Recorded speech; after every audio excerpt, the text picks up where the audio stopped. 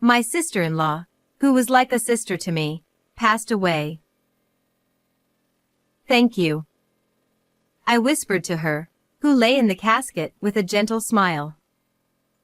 Scattered flowers, numerous letters from the attendees. Suddenly, a few photographs caught my eye. And in that moment, what? I froze. The scene before me was impossible. What was there wasn't a gesture of mourning but pure malice. Who could have done this, and for what reason? Amidst the mourners quietly weeping, I instinctively glanced around. Then, I locked eyes with someone. A person stood there, arms crossed, smirking. In that instant, something my sister-in-law once said flashed through my mind.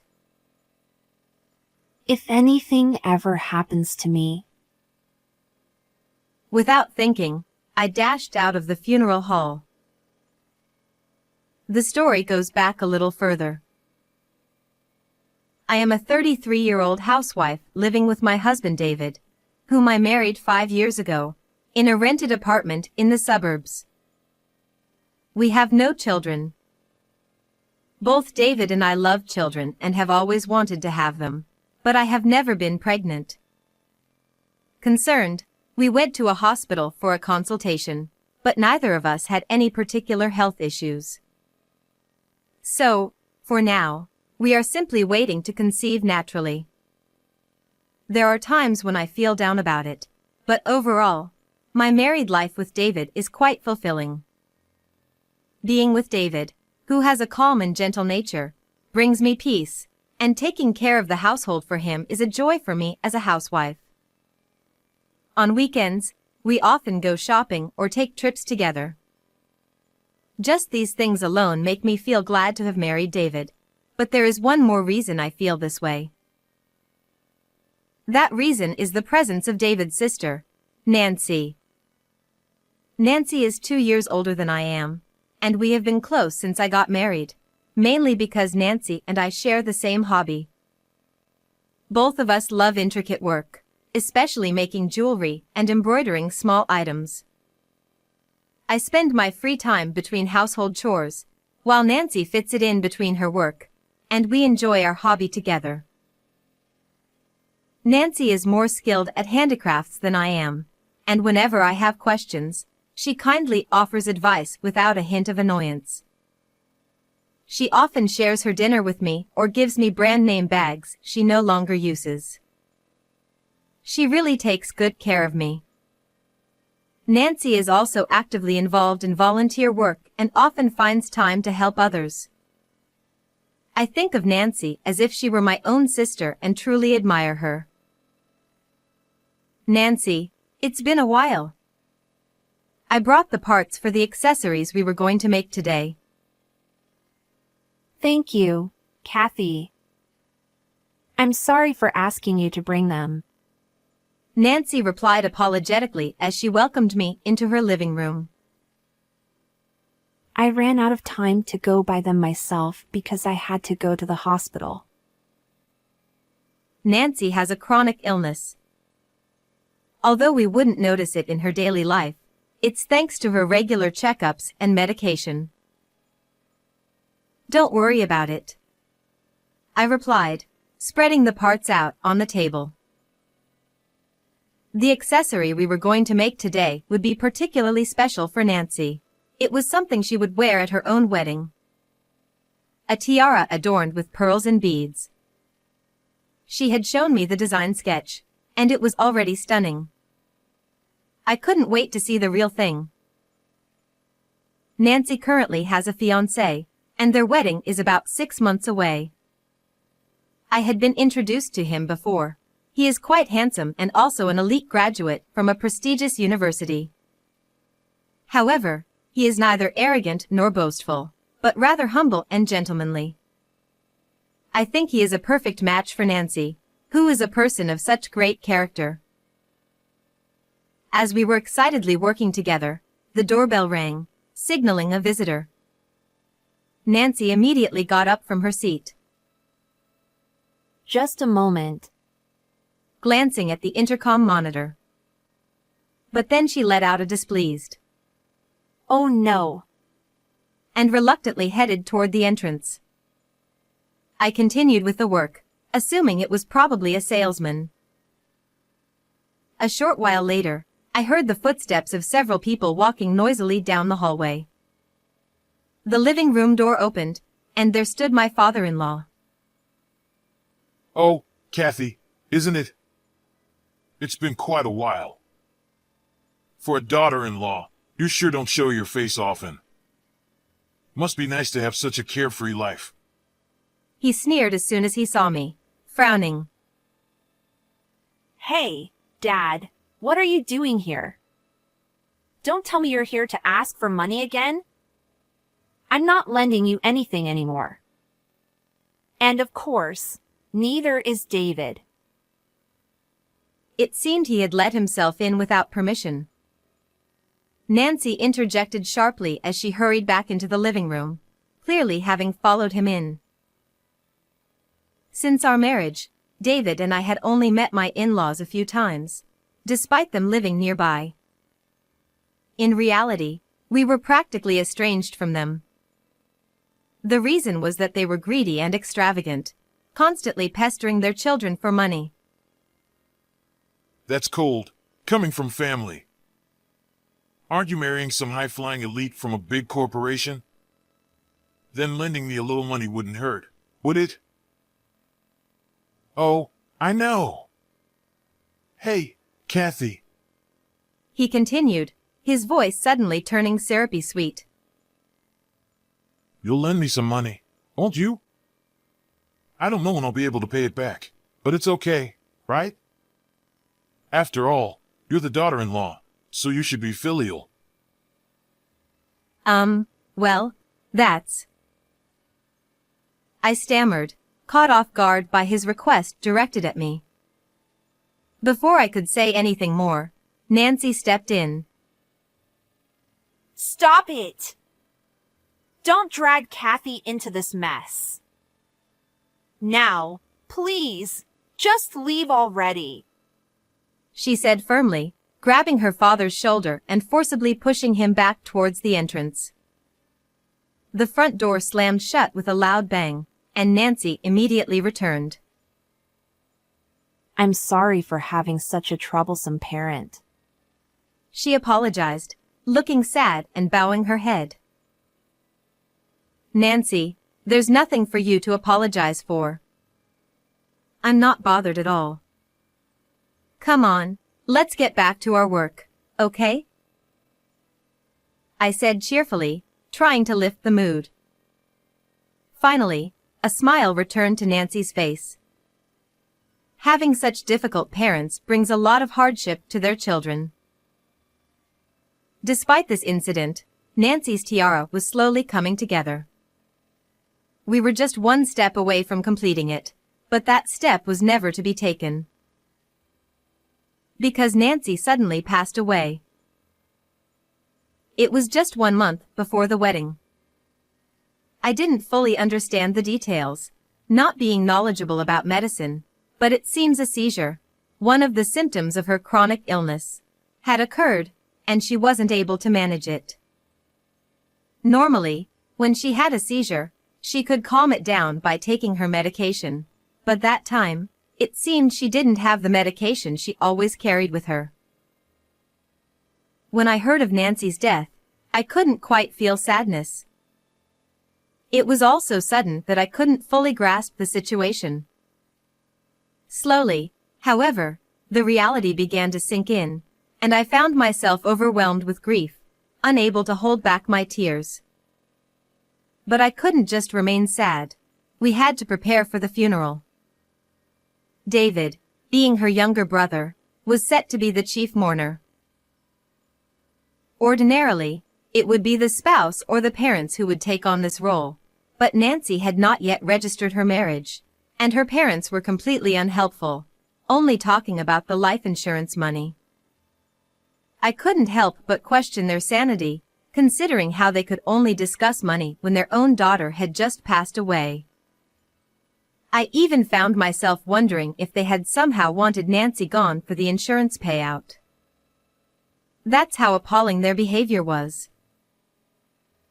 Despite some trouble, many people who had admired Nancy during her lifetime attended the funeral. Nancy had been loved by so many. Thinking of this made my heart ache, and I almost started crying again. I held back my tears, pressing my fingers to my eyes.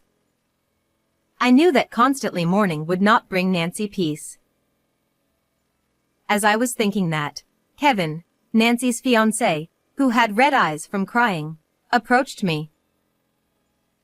Kathy, it's been a while. I never thought we would end up having a funeral instead of a wedding. He said, his voice filled with exhaustion and pain. I'm truly sorry for your loss. I know it's difficult, but please try not to let it get to you too much. At least make sure to eat and sleep properly. Kevin responded in a barely audible voice. Yes. And then collapsed into a nearby chair. Try not to let it get to you too much.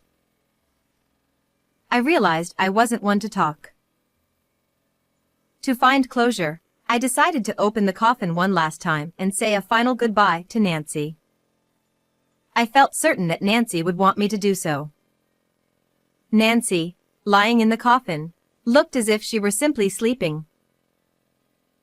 Nancy, thank you for everything.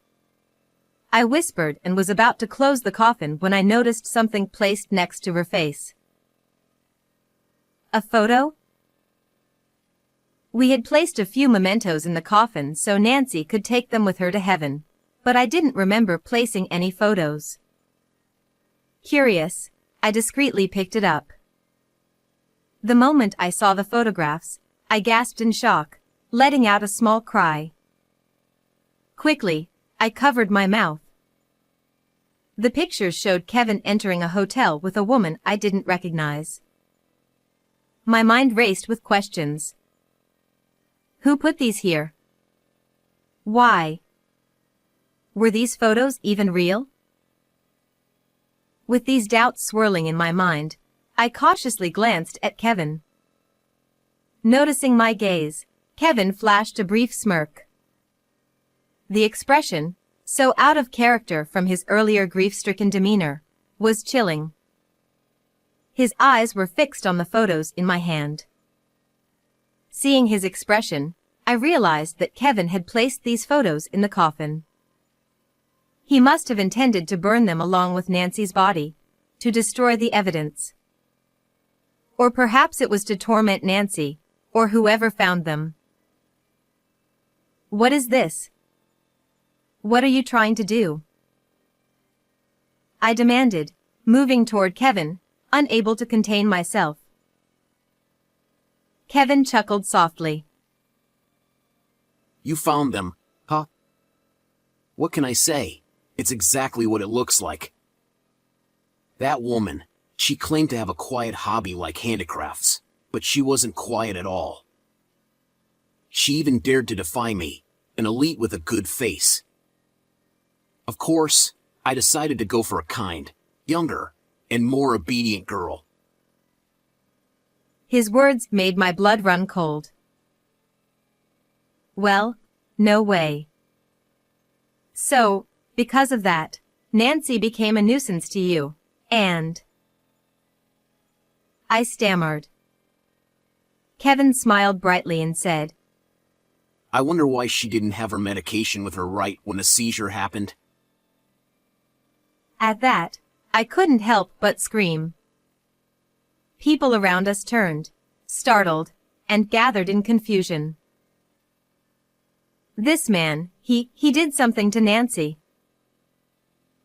I pointed at Kevin, my finger trembling uncontrollably. Kevin responded with a calm expression. What are you talking about, Kathy? Are you feeling a little tired? I have my car here today. I could drive you home. He offered nonchalantly, grabbing my arm. I instinctively shook off his hand and dashed out of the funeral hall.